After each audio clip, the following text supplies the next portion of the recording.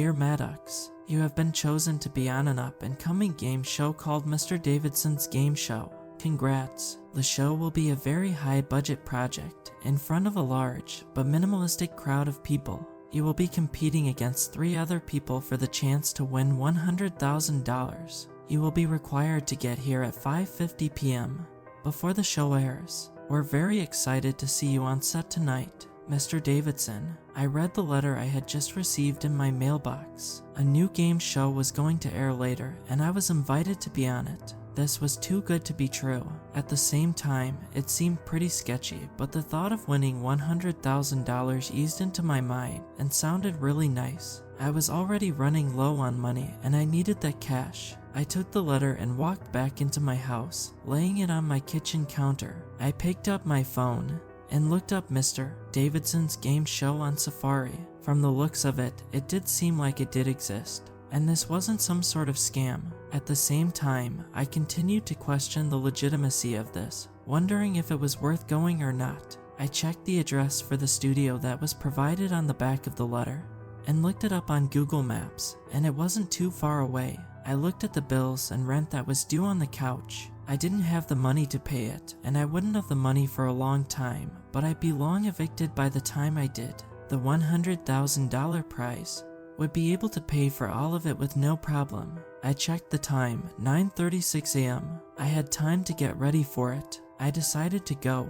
The rest of that day was spent planning and getting ready. While I was nervous, I was also confident that I'd be able to outplay and outperform 3 other people, even if I didn't know what would be present on the show. I knew I'd be on TV, so I showered longer than I typically do. I brushed my teeth longer too.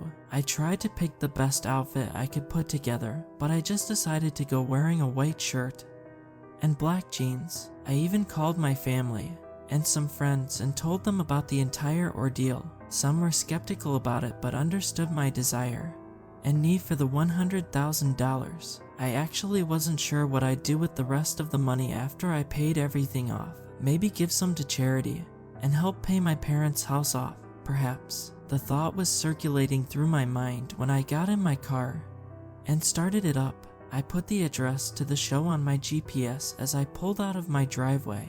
I was excited to meet this Mr. Davidson guy, considering he seemed nice in the letter he wrote to me. As I drove out of my neighborhood, the fact that I was going to be on TV made my heart beat fast. It was a surreal feeling, I'll tell you that much. After about a 50-minute drive, I finally made it to the location. I pulled up to a hill surrounded by multiple trees and nothing else in sight. I drove farther and saw the building come farther into view.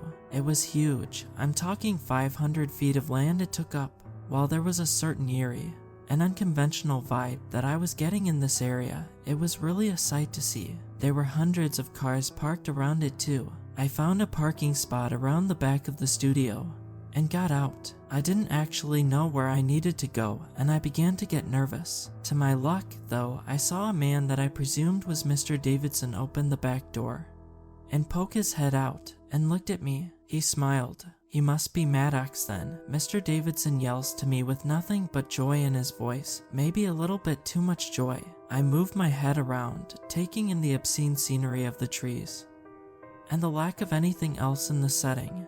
Yeah, that's me," I yell back, raising my hand a bit. Mr. Davidson motions his hand over to him. I began jogging to the door as it was quite far away. Once I made it to the door, I took a better look at Mr. Davidson. He had neat, combed back hair and a blue suit with blue pants. His smile was so wide that I thought his cheekbones were going to break by the second, and his teeth were ghostly white. He had a nice, yet direful smile. A smile that wouldn't go away for the rest of the night. Mr. Davidson adjusted his suit, his smile not going away as he led me down a long hallway. I looked around the building as we moved. The walls were rather colorful along the way. The back seemed to just be technical rooms to make the show look better. But as we made it to the middle of the building was when I noticed a gigantic room that was covered up, so I couldn't see in. I was interested in seeing what the room was, and I was hoping that during the show, we'd be able to go in and check it out. So far, the inside of the studio looked great, with no red flags present yet. Mr. Davidson eventually took a turn and opened a door and made way for me to get in. I thanked him and walked in, noticing that he still had the same exact smile on his face. When I walked into the room, it was pretty big in width. I examined it more and realized that this was the prep room that we'd be in before the show. I noticed 3 other people in a group just feet away from me as Mr. Davidson walked into the room, clapping his hands together. "All right, contestants, we're in for a very fun and enjoyable night, so all 4 of you can introduce yourselves to each other if you will," Mr. Davidson gleefully says. I walked closer to them somewhat awkwardly as a woman from the group stepped forward and offered her hand. I took it and shook it. "Maddox," I introduced myself to her as she steps back. She smiles. "Tina," she introduces herself back, sounding relatively happy and excited. I looked at the 2 other guys and they introduced themselves to me. "Good luck tonight. I'm Chris, by the way," one of them says, shaking my hand. The other slaps me lightly on the back. "Just call me Pat," he says, stepping back. I couldn't help but smile. They all seemed like really nice people and it looked like I was going to have fun. Mr. Davidson moves closer to us. Glad we could all be nice to one another. He remains with the smile on his face, which was starting to weird me out by that point. "We're about to go online in a second, so let's go to the stage and get the show rolling." Mr. Davidson oddly hesitates before saying that sentence. "Wait, you didn't say in the letter what we were gonna do on the show," Chris points out. He was right. Mr. Davidson didn't provide any actual details about the show. I looked back at Davidson as the smile that was on his face began to wither away slowly before it immediately came back. "My apologies, Chris, I really should have done that. We're just going to have some challenges, and we'll see who wins," Mr. Davidson yet again gleefully says, motioning us to follow him. We comply and follow him out of the room. He seems kind of weird, Tina whispers to all of us. I nodded slightly in agreement. "I don't know, he seems like a nice guy, you know. His outfit's kinda goofy though," Pat chuckles. We catch up to Mr. Davidson beside a curtain as I began to hear the sound of people cheering and clapping from the other side. I realized shortly that we were about to go live and go out to the stage. "Oh damn," I mutter. Chris laughs. "I don't know you, but you seem chill. Don't get too nervous now," he says to me. I shrug in response. "You're not nervous," I say back to him as Mr. Davidson starts to open the curtain. Chris nods his head at me. "I can't even lie, I'm honestly terrified, dude." I hear Chris gulp. I didn't know what else to say after that, so I stayed silent.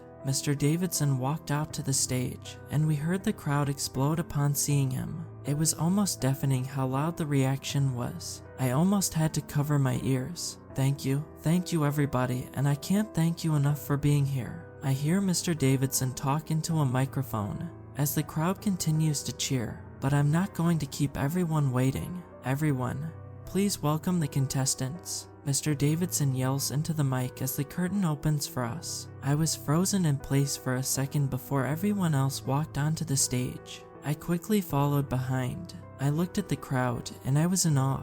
Every seat was packed, and while there were fewer seats than there would be when you're in a movie theater, the energy everyone in the crowd had made up for it. I looked behind me at the set. There was a huge sign that read Mr. Davidson's Game Show, with 3 seats and confetti coming out the side of the stage. It was a fantastic set, I must admit. One thing I was confused by though, why was there 3 seats instead of 4? I saw Chris, Pat, and Tina notice this too as I looked at Mr. Davidson, who still had that smile on his face laughing with the crowd. He adjusted his suit again and noticed me looking at him. "Mr. Davidson, just a question. If there's 4 of us, why is there only 3 seats up here?" I ask him. He puts the microphone back up to his mouth, the smile remaining on his face. "Because we're going to start our first challenge right now. Someone is going to be eliminated fast," Mr. Davidson cheerfully says into the microphone. I stepped back and figured the answer made sense. I was getting more excited. The energy was unreal on the stage. Mr. Davidson continued where he left off when talking to me. "The first game is simple, but I think it will be fun. We're going to play Duck Duck Goose." Mr. Davidson walks behind us delightedly. The crowd explodes once more at what he said. Mr. Davidson makes us form a horizontal line for the game. I looked at Pat, who was next to me. "Duck Duck Goose," Pat disappointingly says. That game's lame. Mr. Davidson looks at him right as he says that. What was that? He says into his microphone, the smile remaining on his face, but the cheerfulness no longer in his voice. Pat looks up at him, startled. I was too. I was so used to Mr. Davidson always being happy already that his sudden tone switch in his voice actually kind of scared me. Nothing, sorry, Pat responds to him, laughing nervously. Good, we can get going with the game. The joy returns to Mr. Davidson's voice as he proceeds to get behind the line, starting with me. Duck, he moves on to Pat. Duck, he moves on to Tina. Duck, he moves on to Chris. Duck, he starts to move all the way back to me. I felt myself starting to get uncomfortable, yet thrilled at the opportunity to be on a show. I looked at the crowd and smiled at them and at the cameras that I saw were pointing at me. Mr. Davidson puts a hand on my shoulders. Duck, he moves on to Pat. Duck, he moves on to Tina. Duck, he moves on to Chris, but pauses before saying anything. I took a peek at the end of the line where Mr. Davidson was with Chris, and saw him looking directly at the back of Chris's head with no other expression on his face other than the same damn smile. I noticed that Mr. Davidson was moving his hand to the pocket of his suit. I sensed confusion and impatience from Tina and Pat, but I saw that Chris had nervousness written all over his face. There continues to be silence from Mr. Davidson before he finally says, Goose. I see Chris start to get disappointed at being chosen at the Goose, meaning he was eliminated, but before I could react, I watched as Mr. Davidson pulls out a knife from his suit pocket and stabs Chris in the back. I gasped at the sight as Mr. Davidson jams the knife farther into Chris's back as he yells out in agony. Mr. Davidson gets him to the ground as the crowd starts clapping loudly. I looked at the crowd in disgust. How could they clap to this? How was this airing on TV? I looked at Pat and Tina, who were also horrified at this sight. Mr. Davidson pulls the knife out of Chris's back, with blood spilled everywhere on Chris, with Chris attempting to crawl off the stage desperately. I saw Mr. Davidson laugh as he slowly follows Chris and stabs Chris in the back again, killing him that time. The crowd continues to clap as Mr. Davidson wipes the blood off the knife with his hands and puts it back in his suit pocket, kicking Chris off the stage and walking back to us. I was terrified. I didn't want to move. I couldn't believe this was being aired live on television. I was just frozen. Chris has been eliminated, leaving the rest of you as the final three, Mr. Davidson says with so much happiness in his voice that it scared me even more than when he killed Chris. I still couldn't move. I heard Tina try to say something, but no words were able to come out of her mouth. Mr. Davidson chuckled at the crowd clapping and cheering for him. I looked closer at the crowd and saw nearly every person smiling like a murder hadn't just happened. It freaked me out and disturbed me. For our next quick game before the main event, I need the rest of you contestants to go sit in one of those seats there. Mr. Davidson commands us. We listen immediately, turning around and walking towards the chairs. I hear Mr. Davidson speak again to the crowd from behind me, saying, That's right, no. Mr. Davidson hesitates again as I feel his eyes pressed on us. Commercial breaks tonight. Right as we go to sit down in the chairs, Mr. Davidson starts running toward us. No, don't sit in them, he says, backing us away from the chairs. I look at him, confused. Then why did you tell us to sit in them? I ask him. He looks at me. The smile was still on his face, but his eyes were surveying me. I observed his eyes, which were almost pale and lacking any color. No reason, Mr. Davidson says into the mic, getting a laughing reaction from the crowd. I watch as Mr. Davidson kicks a chair to the floor, the chair sliding away from us. Mr. Davidson turns around to face us. Our next game is going to be a quick game of musical chairs. The person who is unable to sit in a chair gets eliminated. He joyfully says, by eliminated, I knew what he truly meant. Contestants, right now, start walking around the chairs, and when I say now, try to sit down in a chair. Go, Pat, Tina, and I start slowly walking around the chairs, all terrified. I really didn't want either of them to die, but I also didn't want to die. I really needed to sit down in one of the chairs. Each time I walked a lap around the chairs, I was awaiting Mr. Davidson to say now, but he never did. He just kept looking at us, smiling. The vibe was no longer exciting and fun. Everything was just horrific. After about my 4th lap around the chairs, as I was passing in front of a chair, Mr. Davidson finally shouted at us, "Now." I quickly sat in a chair, relieved that I was in front of one at the right time. I was going to stay alive just a little bit longer. I looked to my right and saw Tina and Pat fighting for the last chair before Pat pushed Tina away and sat in the chair. "Wait, I'm sorry, Pat starts apologizing to Tina right away. I looked at him. I knew it wasn't his fault, but I didn't say anything to him. Tina looks at Mr. Davidson, putting her hands together, pleading with him as he gets closer to her, with the same damn smile across his face. "Please don't kill me. Please don't kill me. Please don't kill me," Tina quietly repeats to Mr. Davidson. Mr. Davidson tilts his head at her, almost like he was interested in what she was saying and doing. She continues walking back until she makes it to the edge of the stage, nearly falling off. She stumbles a bit, but she was able to keep her balance. My heart was in my throat, but I couldn't look away. The crowd starts cheering and clapping as Mr. Davidson reaches his hands up to Tina's head and snaps her neck in an instant, letting her now limp and lifeless body fall off the stage and down to the floor below. I saw some people standing up from their chairs just clapping and cheering, and all I could do was try to scream at them, but I couldn't. I wanted to let the crowd know what was really happening, that these people were really getting killed. I looked at Pat, and he was frozen in fear, and I knew he was guilty about getting the chair. Mr. Davidson takes a long, slow turn towards us, the smile still not leaving his face. He speaks into the microphone once again. "Well, would you look at that? We're already on the final 2. Mr. Davidson circles us, the crowd still cheering at the top of their lungs. I hear Mr. Davidson click his tongue as he slowly circles us again. "Who will get the $100,000? Mr. Davidson speaks deeply into the microphone. He gets in front of us and commands us to get up from the chairs. We oblige and get up. Mr. Davidson turns to the crowd once more. "It's time for our main event. We will unveil our huge room for this finale.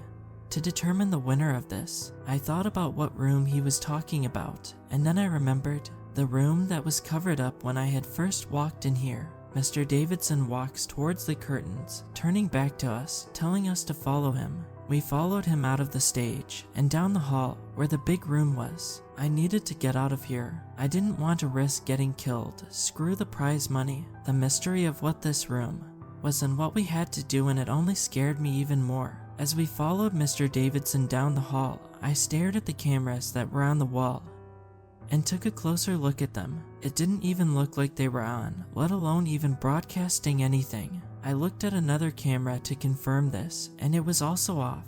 These cameras weren't even on or broadcasting anything. That's when it hit me like a speeding train. This wasn't a TV show. This was a trap.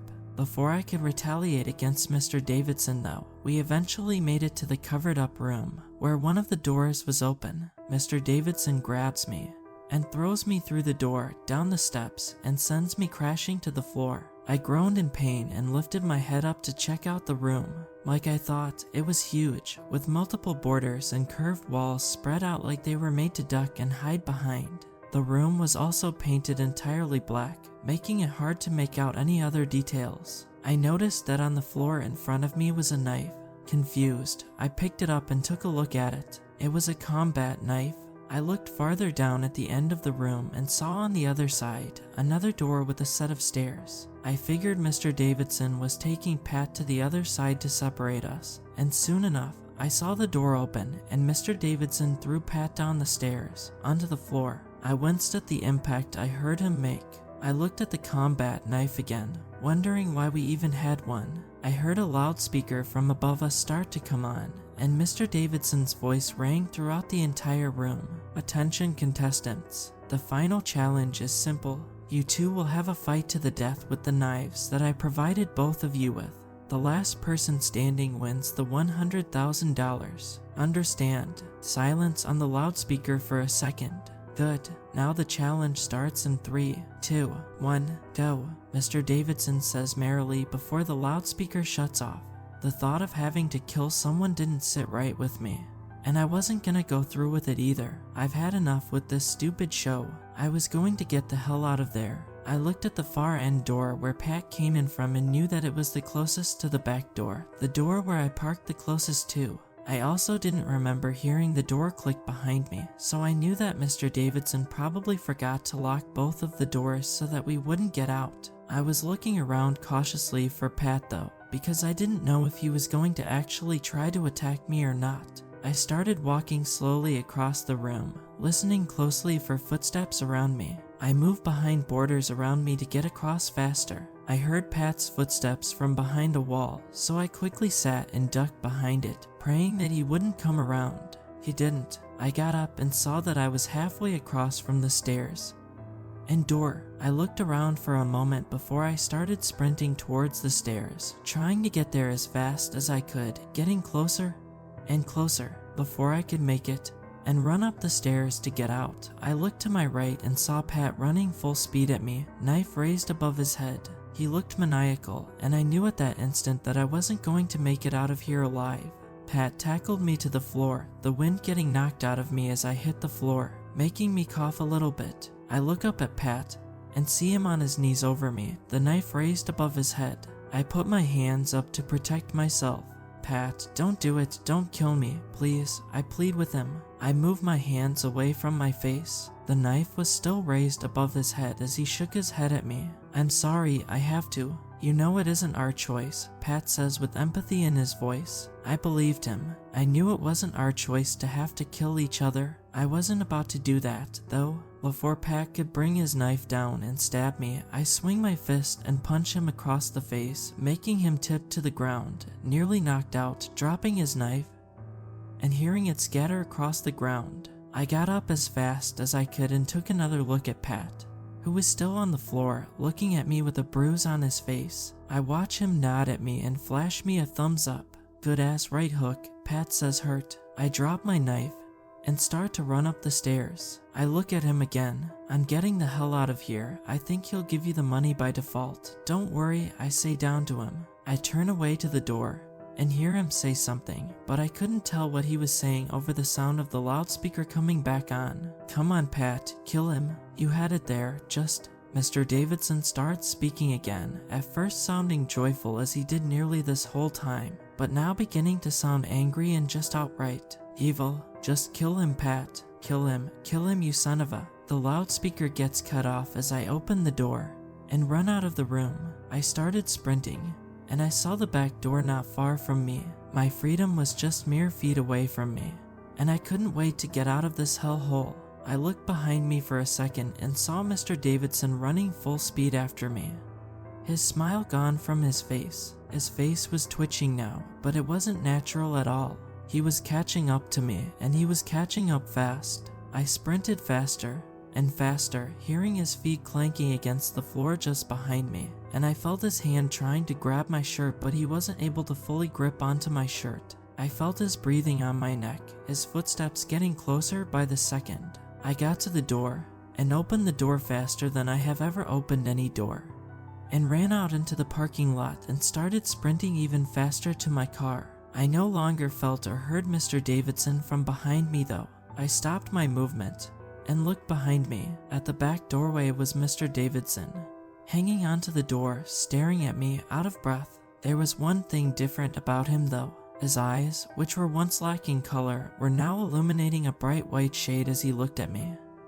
His smile returning back to his face as he stood straight up again and adjusted his suit. He waved at me as I got closer to my car and opened the driver's door. I got in and turned my car on as he continued to just wave, even as I drove away from the building, down the hill. That's when I understood that Mr. Davidson was a human, but also just on the border of being something else, something that wasn't quite a human being. I did call the cops about it all, but I didn't actually have any evidence to back myself up, which made me sound like a crazy psychopath before I remembered about the letter. But by the time I began to tell the dispatcher, they hung up on me. I texted all my family and friends, asking them if they saw Mr. Davidson's game show on TV, and they said no, there was no show that was called that. The next day there was a knock at my door at about 10 a.m. At first, I was startled, but I put down my phone, got up from the couch, and opened up the front door. The mailman was at my door with an envelope in hand.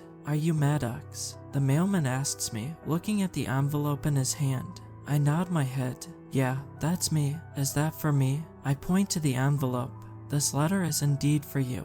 I don't know who it's from. He hands me the envelope. I take it, at first ambivalent about it. "Have a good day," the mailman says to me as he walks off my porch. I wave at him as I close my front door and walk into the kitchen. I looked at the envelope, and sure enough, it said my name on the front. At first, I was confused. Why would anybody send me a letter? I open it carefully and pull the letter out. My heart sinks at what I read. "Dear Maddox, he won't get off that easy. Maybe you can come onto the show again. Mr. Davidson."